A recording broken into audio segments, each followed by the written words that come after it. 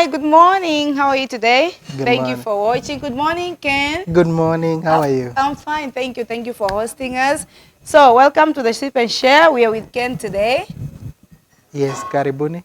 Thank you. Yes. Yeah. My name is Ken.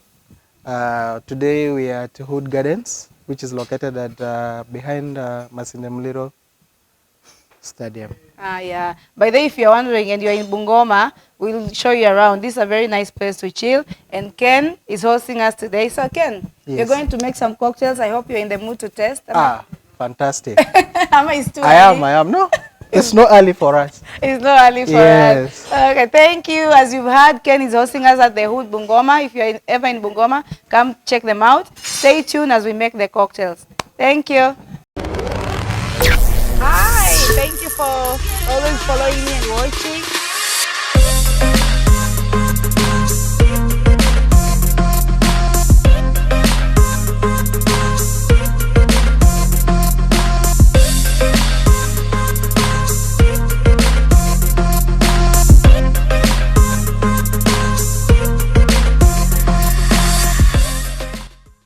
As we had said with Ken, we are in the Hood today.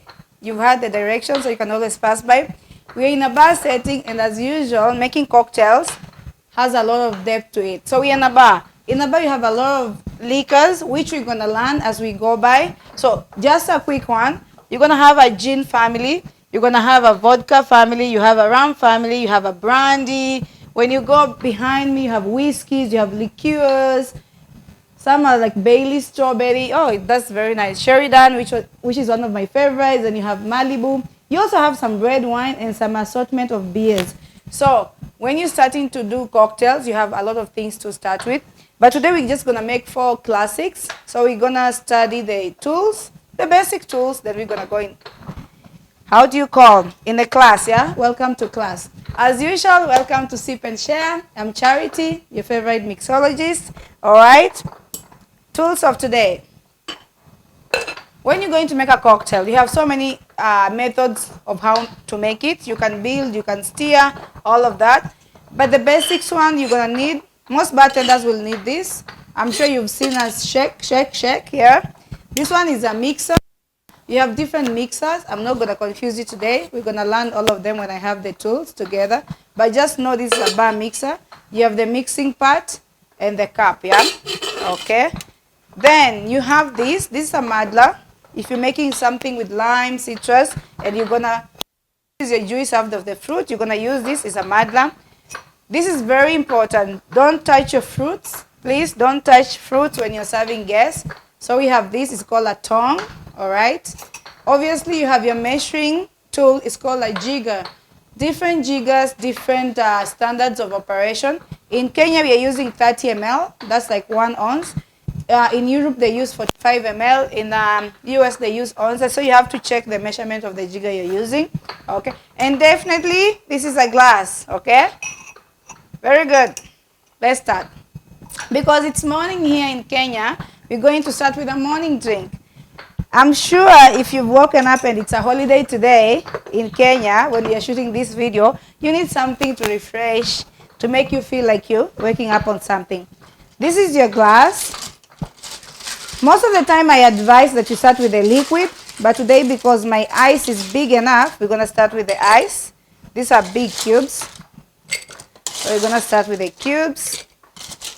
If you're working in a bar, one thing for sure when you're a bartender or a mixologist, you want to control your stock, okay? You want to control the inventory. At the end of the day, you're working with money. Any liquid is money in the bar.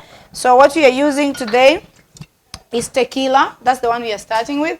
What are we making? I'll tell you in the end. But first of all, let's just talk very fast about this.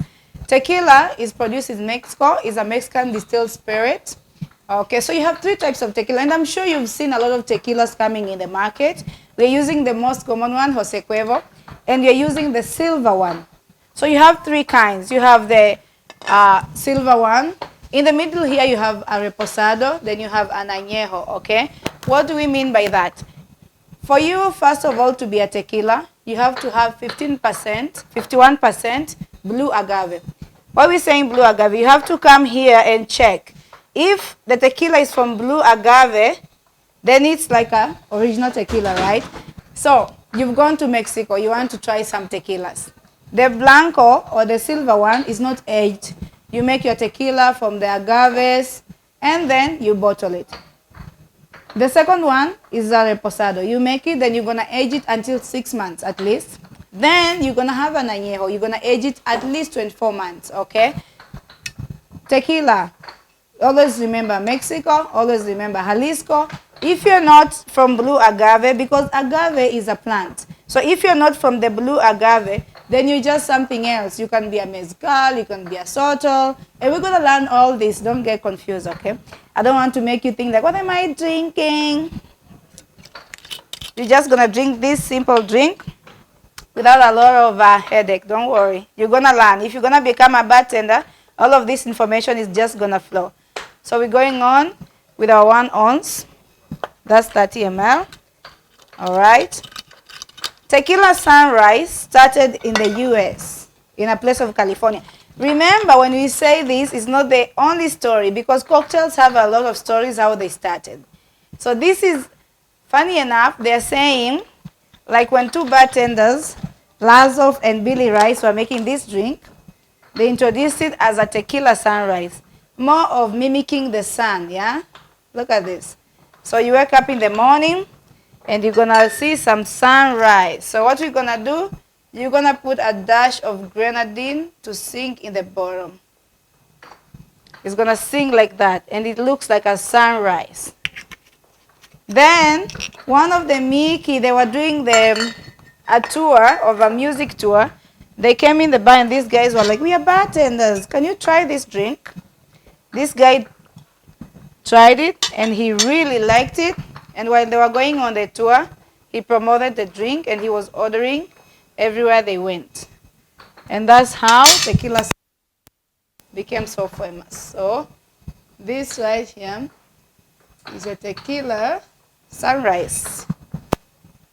All right, let's dive to the Caribbean. Oh my God, guys, I've been to the Caribbean and you cannot even believe it. I love Caribbean. And this actually I'm dedicating to my friends who welcome me with a lot of energy in the Caribbean. What are we making? We are making a mojito, all right? So let's start. Mojito first came to light in Cuba. If you have heard of Cuba, then you have heard of Havana, Cuba, okay? Basically, it was a medicinal drink. You're going to see why we are saying it's medicinal. We're using lime. This is lime. When you're making a mojito, you're going to cut your lime like a lime cube. We call this a lime cube. We're going to learn garnishes and everything on this channel, so don't be pressured. Then we are using mint leaves. Why are we saying medicinal? Because maybe because of the herbs, right? So you're using mint leaves. This you can easily grow in your garden. We are using some brown sugar. People ask me, how much do you know it's enough? I say, trust your ancestors. We're going to be using rum. So what we're talking about today mostly is alcohol. Everything else we're going to learn as we go by.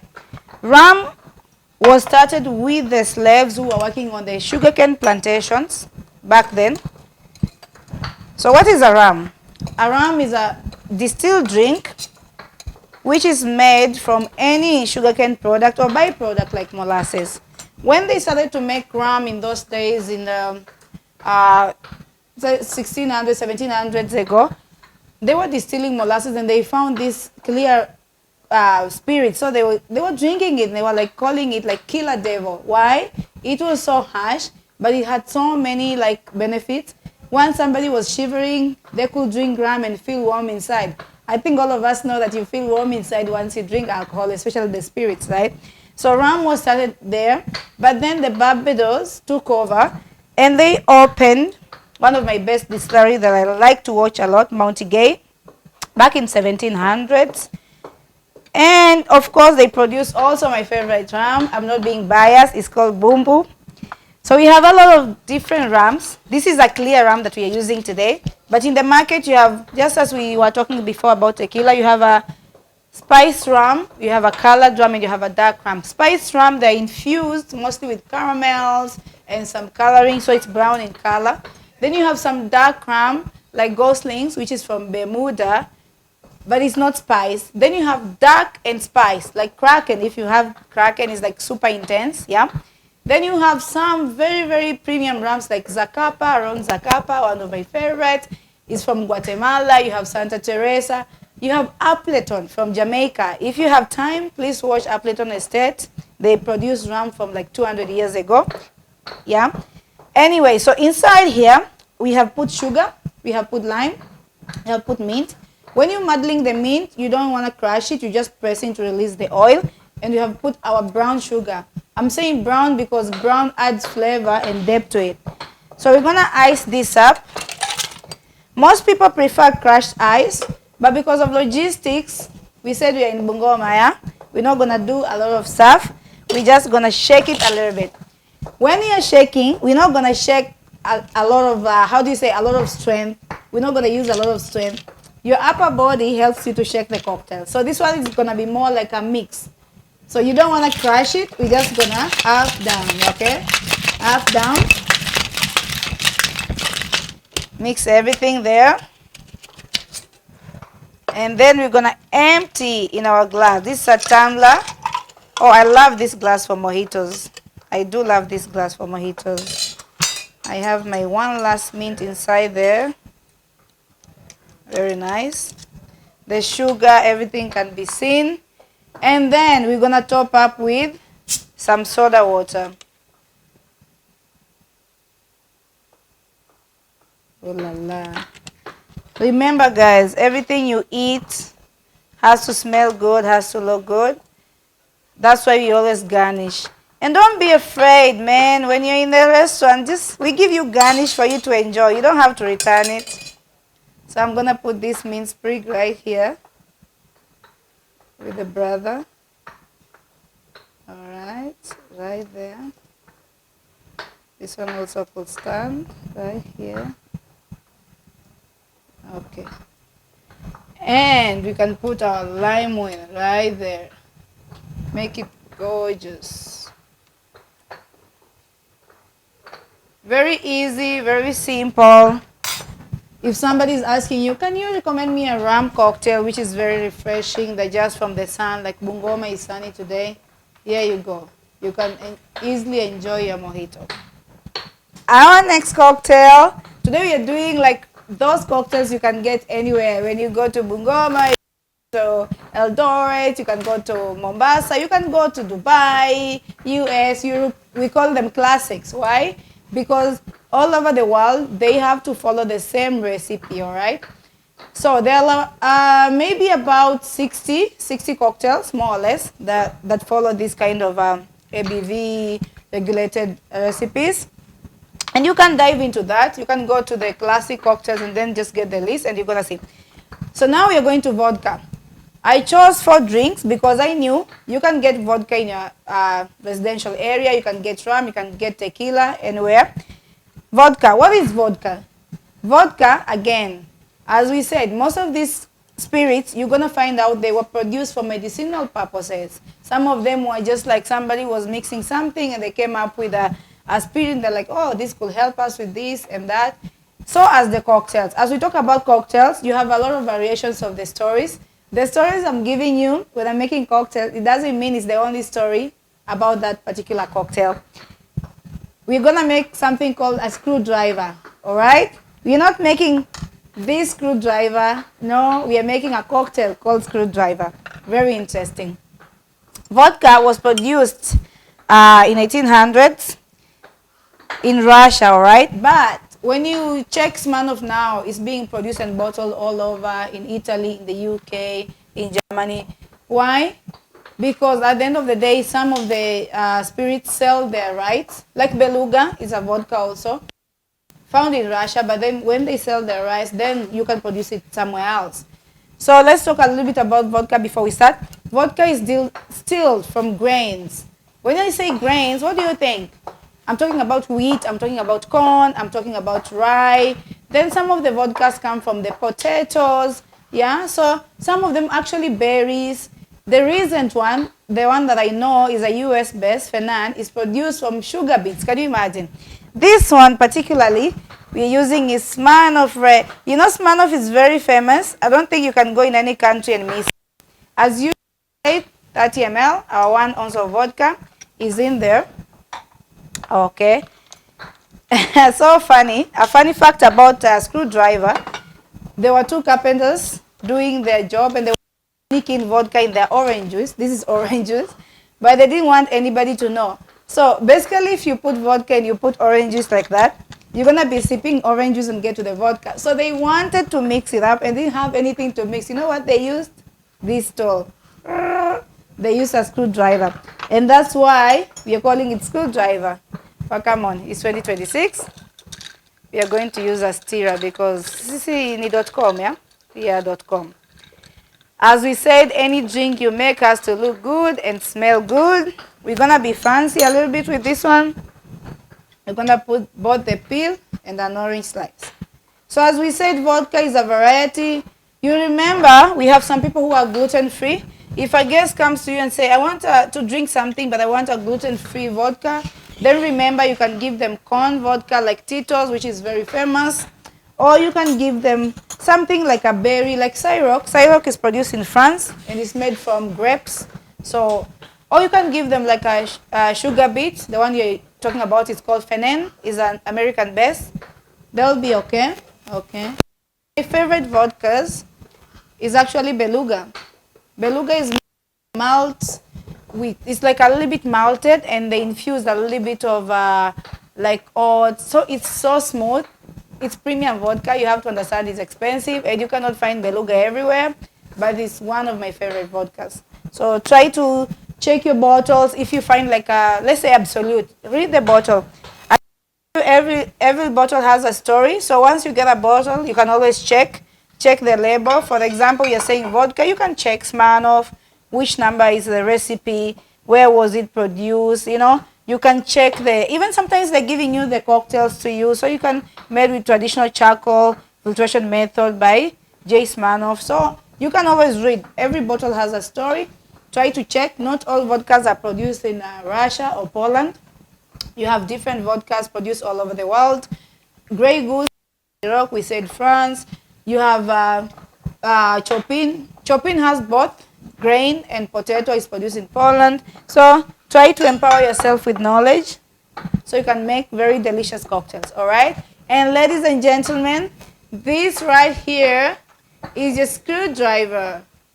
Well recommended for morning, in the day, and evening. Yeah.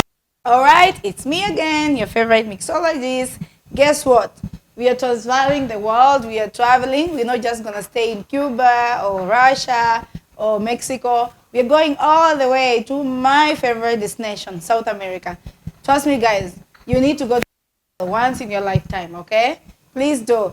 Because the people, I love my Kenyan people, but Brazil gives you that vibe to love life, to enjoy life, to live now.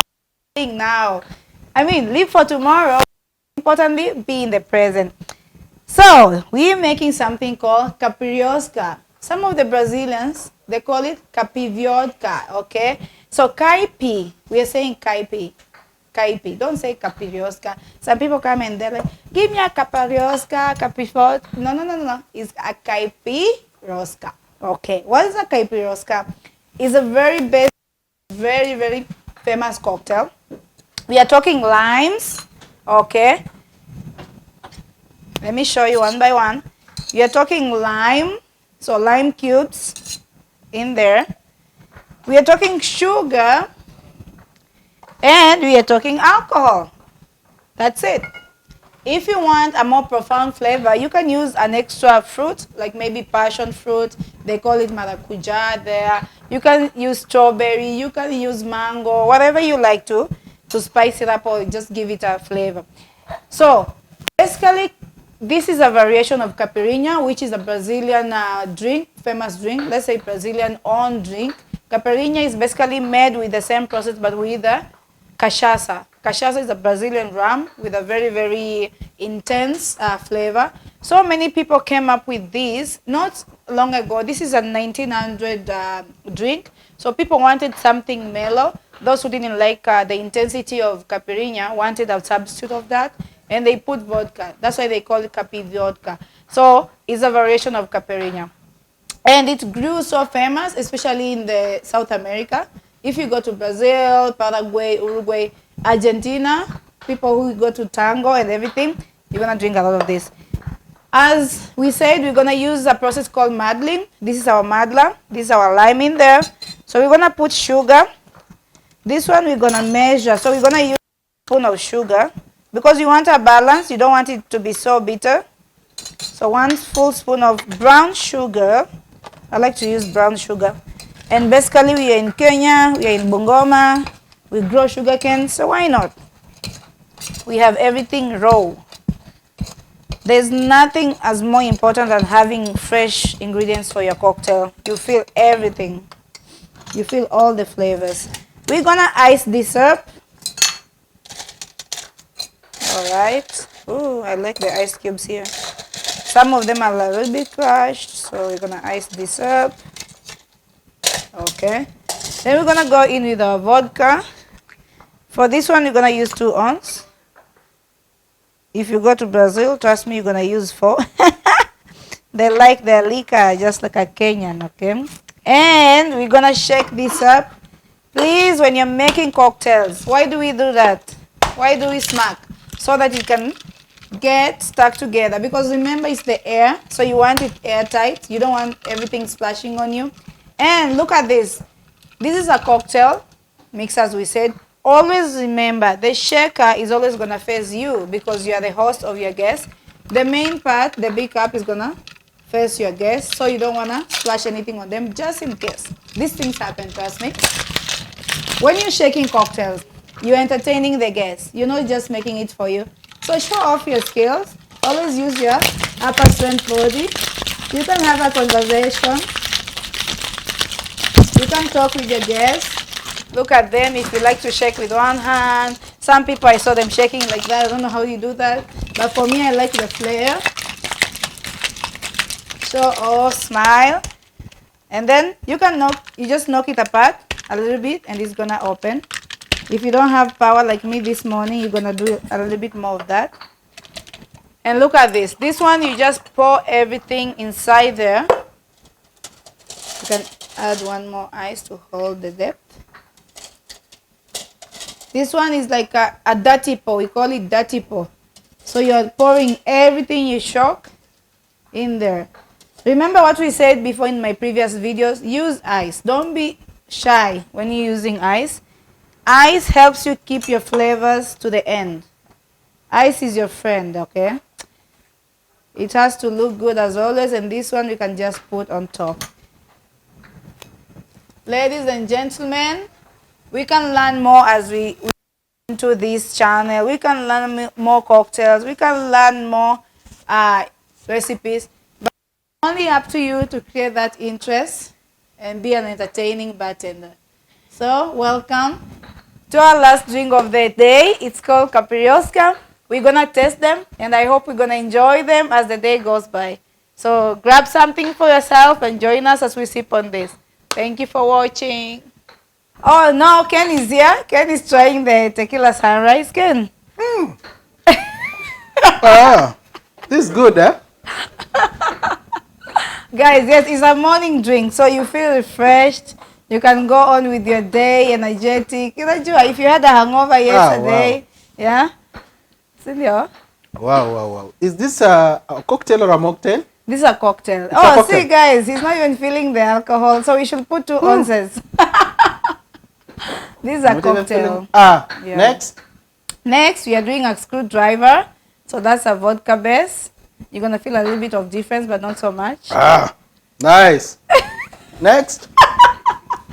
Okay, this is Caipiroska. Same, vodka based. So now you're on the same level with the vodka. That has a bit of tartness.